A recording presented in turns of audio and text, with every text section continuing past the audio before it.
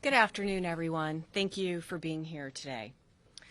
This is the third time in my short 4-month tenure as the acting United States Attorney for this district where we have suffered violent attacks and threats at ICE facilities. First, you'll recall July 4th, 2024, the violent attack on the Prairieland facility in Alvarado, Texas. The second occurred on August 25th, 2024, when Bratton Dean Wilkinson, who stands charged by federal complaint, pretended to have a bomb. He showed up at the ICE facility with a backpack and something that looked like a detonator on his wrist and threatened the facility. Third, of course, is yesterday's attack, September 24th, 2025, when the Dallas ICE facility was riddled with gunfire, costing the life of one detainee and injuring 2 other detainees critically. Initially, I want to commend the cooperation of the Dallas Police Department, the Dallas County Sheriff's Office, the FBI, the ATF, ICE, and HSI for their swift and decisive response to this crime. Members of these agencies quickly secured the scene and the evidence and worked tirelessly to determine any continuing threat. Due to their efforts, it did not take long to ascertain the identity of the shooter, who was deceased by a self-inflicted gunshot wound, and that he very likely acted alone. His name is Joshua Yan, 29, of Fairview, Texas. Let me just review a very brief summary of the timeline of yesterday's attack.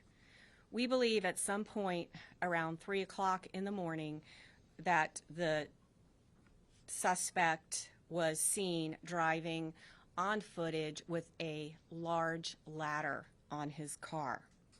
And we believe that that is what he used to position himself on top of the building. The shooting itself started at approximately 6:30 a.m. After the shooting started, Dallas Police Department arrived en masse, secured the scene. Law enforcement officers found the sniper dead.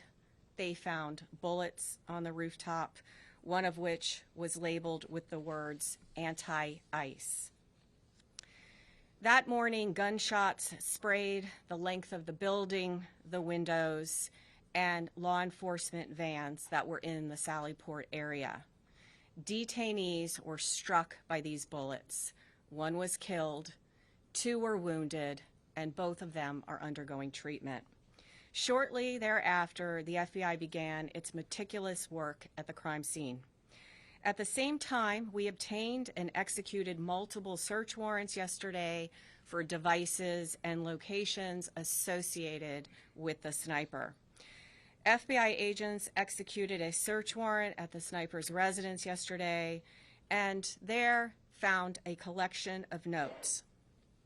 First, I want to point out that one of these notes or papers, the sniper explicitly states, "Yes, it was just me." That statement appears to be correct at this point in the investigation. Notably, these loose notes included a game plan of the attack and target areas at the facility. He called the ICE employees people showing up to collect a dirty paycheck. He wrote that he intended to maximize lethality against ICE personnel and to maximize property damage at the facility. He hoped to minimize any collateral damage or injury to the detainees and any other innocent people. It seems that he did not intend to kill the detainees or harm them. It's clear from these notes that he was targeting ICE agents and ICE personnel. The tragic irony for his evil plot here is that it was a detainee who was killed and 2 other detainees that were injured when he fired into the Sallyport. He also hoped his actions would give ICE agents real terror of being gunned down, and he did this to induce constant stress in their lives. He hoped his actions would terrorize ICE employees and interfere with their work, which he called human trafficking. And this, what he did, is the very definition of terrorism. Again, his notes reveal, yes, it was just me and my brain. And he said, good luck with the digital footprint. And of course, we take this to mean that he deleted evidence from his devices. His words were definitively anti-ICE. That said, we did not find evidence of membership in any specific group or entity, nor did he mention any specific government agency other than ICE. Among his papers, though, was a handwritten note in which, in crude words, he expressed his hatred for the federal government. Finally, I want to address the heroism of our federal agents yesterday. While under fire, ICE agents and ATF agents who were also present in the facility's Sallyport area worked together to remove detainees from the vans and get them to safety while the bullets were flying. These agents were heroic, clearly willing to lay down their lives to save the lives of the detainees in their custody. And that's an extremely important point to make at this point in time. I want to express my deepest appreciation for the bravery of these law enforcement officers yesterday and every single day that they go out there to keep us safe. I'll now turn it over to FBI Special Agent in charge of the Dallas Field Office, Joe Rothrock. Thank you.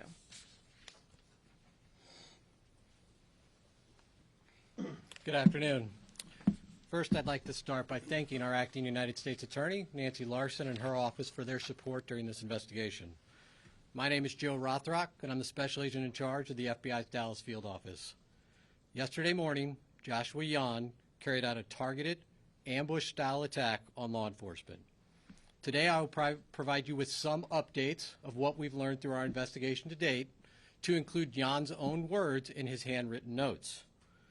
Yan specifically intended to kill ICE agents. He fired at transport vehicles carrying ICE personnel, federal agents, and detainees. He also fired multiple shots into the windows of the office building where numerous ICE employees do their jobs every day. We now know that Yan engaged in significant high degree of pre-attack planning. He searched for information about the office building and how to track ICE agents' locations. Yan also acknowledged the potential for other casualties. He knew with a high likelihood ICE detainees would be transported that morning in the exact location where he was facing from his perch on a nearby rooftop. Yan's attack did in fact result in the tragic death of one detainee and the injury to 2 other detainees. We have been able to confirm that Yan legally obtained an 8mm bolt-action rifle he used in the shooting in August of this year. Based on our investigation to date, we believe Yan acted alone, but I'll stress our investigation continues. This attack yet again underscores the dangers that law enforcement face daily. We continue to see an increased threats against law enforcement. This is the second attack in recent months on ICE facilities here in North Texas. I do want to take this opportunity to thank our law enforcement partners, some of whom are here with us today. When Yan began firing, agents from both ICE and the ATF put themselves in the line of fire to move individuals off the transportation vehicles in an attempt to protect and rescue those that were injured. I want to thank them for their bravery. The Dallas Police Department and the Dallas County Sheriff's Office also quickly responded to the scene without any hesitation and ran towards danger. Ultimately, they located the shooter, who was deceased by an apparent self-inflicted gunshot wound. I want to thank them for their prompt response and dedication to protecting and serving their communities. I also want to thank our partners that have assisted in this investigation, the Fairview Police Department, as well as our partners in Oklahoma, to include Bryant County Sheriff's Department, Durant Police Department, and Choctaw Nation Light Horse Police. as well as our personnel from San Antonio and Oklahoma City within the FBI that assisted. The FBI has dedicated its entire breadth of resources to ensure this investigation is completed thoroughly. The FBI stands with our law enforcement partners, and today we express that the attacks against law enforcement officers will not be tolerated. While we believe Jan acted alone, we are still asking that anyone with information about Jan or his activities report that to the FBI at 1-800-CALL-FBI or at www.fbi.gov/Dallas ERO shooting. And with that, I will turn it over to Director Charles. Good afternoon. My name is Marcos Charles. I am the ICE Executive Associate Director for Enforcement and Removal Operations. The attack on ICE's Dallas field office yesterday was tragic. And while our hearts and prayers are with the family of the detainees who were shot, the evidence is clear that this was intended as an assault on ICE personnel who come to work every day to do their job. Violent rhetoric has led to over 1,000% increase in assaults on ICE officers, and it has to stop.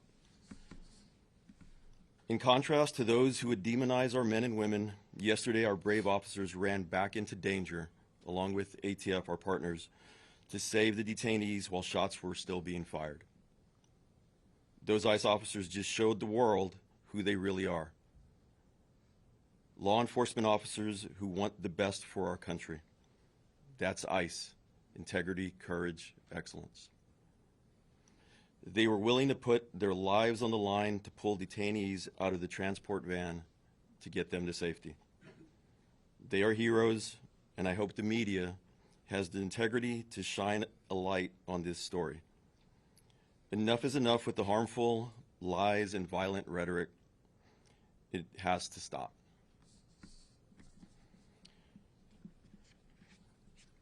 The shooter used the ICE tracking apps.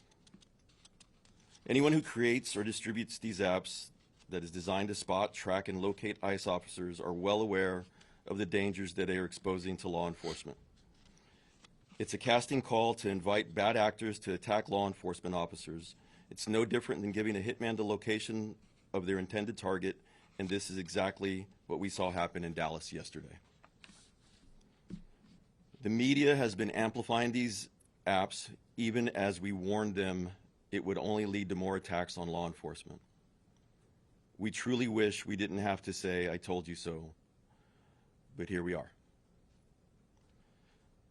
ICE continues to prioritize the safety and security of our personnel, detained aliens, and facilities.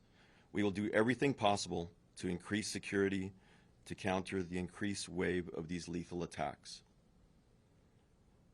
Again, we call on those who foment violence and vilify our law enforcement officers to cease the dangerous rhetoric. We also call on law-abiding Americans everywhere to report any suspicious activity. The individual that was out there yesterday shooting at our agents and our officers was trying to take the lives of law enforcement people doing their job.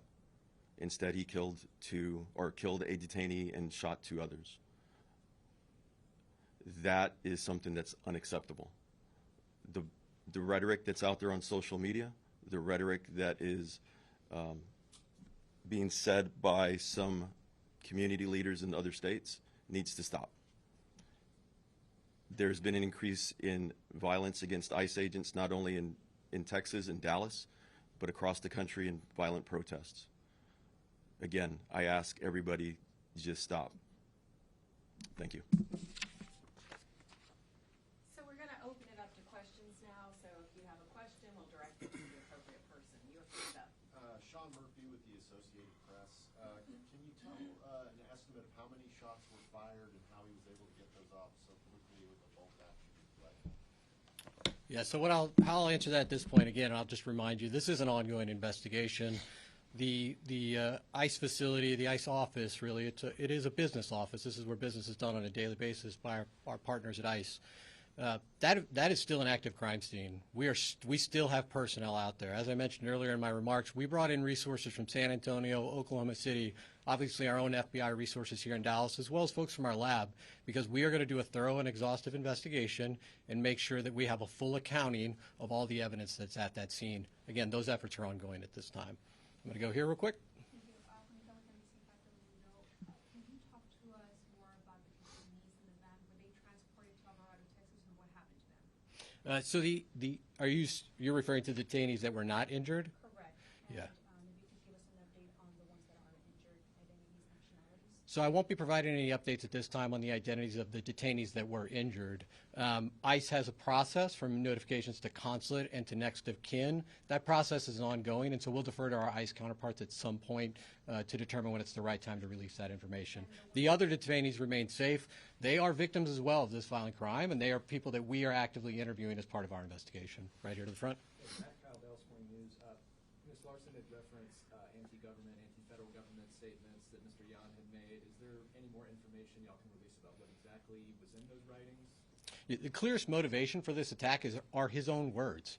In his handwritten notes, he says, "I want to cause terror." He doesn't want to just impact the ICE agents and the law enforcement agents that were carrying out that mission yesterday. He wants to impact ICE agents and law enforcement across the country. Again, his words, cause terror for those employees across the country.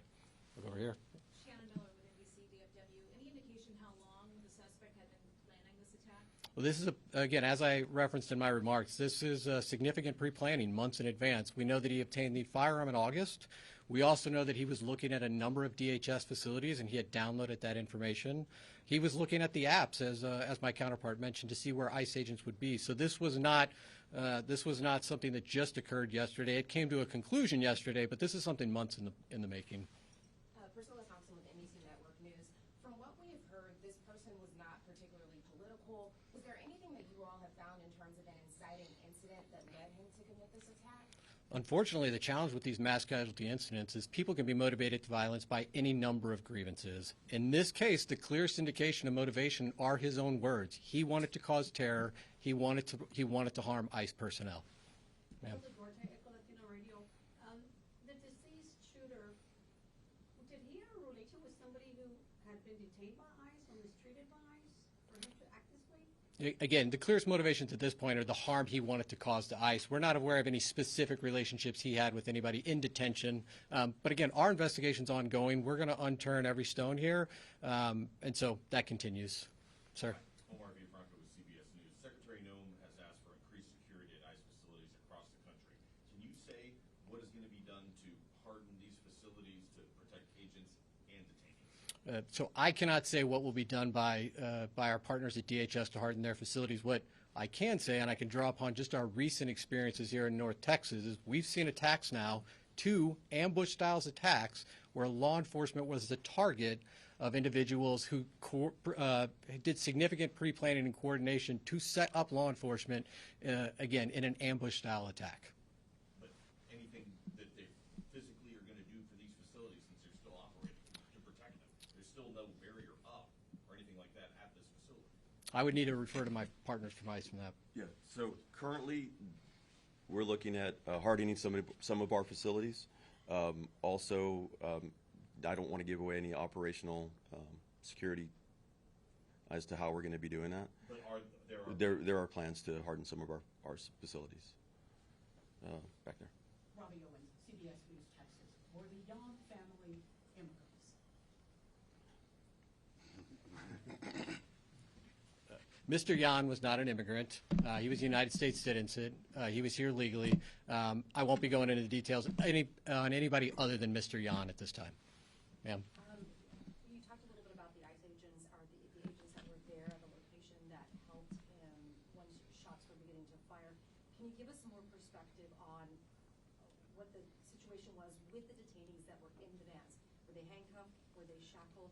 Why weren't they able to get out of the vehicle by themselves? Again, these were individuals that were detained by law enforcement. There were multiple transport vehicles at the facility at that time. Again, what I would stress at this point is under gunfire, multiple federal agents ran into that fire to remove these individuals and to attempt to render life-saving aid under the most dire circumstances. Just for clarity, they were restrained. They were being The individuals in the vans were being strained. It's a proper procedure for transport. The individuals that are brave men and women that went out there to go help and rescue were the ones that were injured and could not leave the van on their own. And we know that that's common, that, because we've seen obviously transports before, so we just wanted clarity to understand why they weren't able to leave on their own. The other individuals that were in the van were able to leave on their own. It was the ones that were injured were unable to exit the vehicle. Sir, you, yeah. Have you guys gotten any cooperation from the suspect's family and this idea that the anti-government, federal government attitude was there?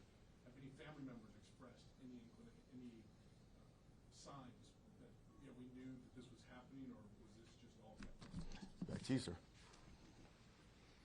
As is common in these investigations of mass casualty incidents, we are going to interview everybody we can identify that might have information about the motivations or who might have information about the pre-planning or who may have assisted in this attack. I won't be outlining every interview we conducted today, but we will be doing a thorough investigation. And again, one of the reasons we ask for additional information for the public is if there are those out there that had contact with Jan, we would like to hear from them, and we would like to gain an understanding of what their relationship was. I won't be going into details about other aspects of the investigation. Luke Larry on WFAA. Can you expand on why you believe that he acted alone here, and can you go into it all, any activity he may have had in online forums or communities that may have influenced his action? So again, the totality of our investigation includes interviews, canvassing areas, collecting surveillance video. We're certainly looking at his digital footprint online as well as digital devices. I'm not going to outline the details from every one of those. Again, his own words called out that he committed this act alone, and all the evidence we have to date would indicate that that's accurate. Alex with Fox 4 News. You mentioned that the ICE facility, I believe, is still an active crime scene. Can you talk about what will happen in the coming days with that facility? Are there detainees being held there? Have they all been taken away? Is it operational as an office? It is going to remain an active crime scene for some time. Again, we will be there as long as it takes to make sure that we've captured every piece of physical evidence. Emma Ruby with the Dallas Observer. You mentioned the one bullet that was found with kind of ideological writing on it. Have any of the bullets found around the scene had any writing on them, or is it just the one? Again, active crime scene. We're still collecting physical evidence. Jim Schultz with ABC News.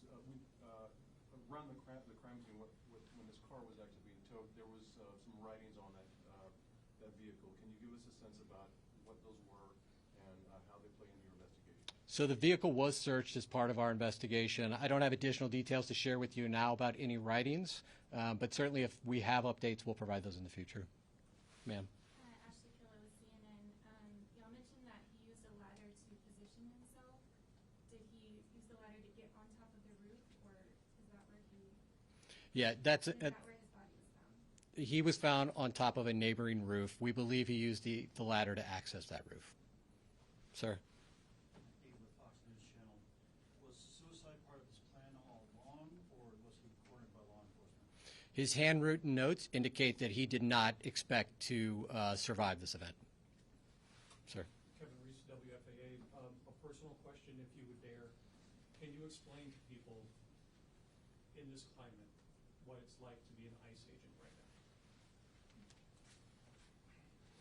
now? As I had said, the ICE officers that are out there right now, you've seen them in multiple times on the news. They're out there doing their job with courage and honor.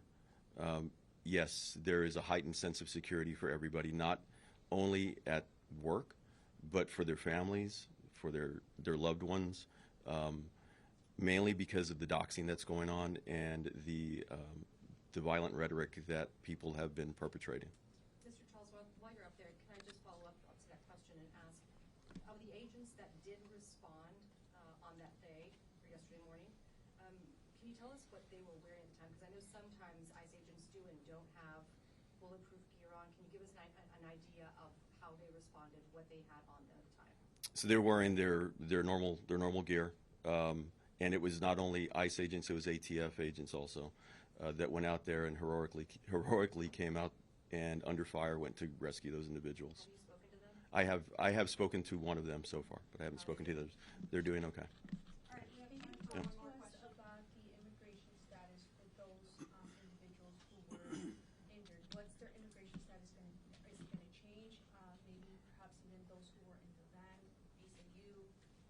The individuals that were in the van will be going through due process, and they'll go through the whole immigration proceeding. So I'm not going to go into what their status is currently. And those who were injured? Same thing.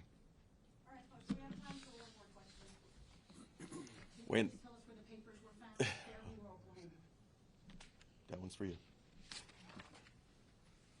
So again, I'm not going to detail every aspect of the case. We did search his residence, and that is where we found the handwritten notes. And that's all the time we have for questions today. When we have more updates, we'll come back.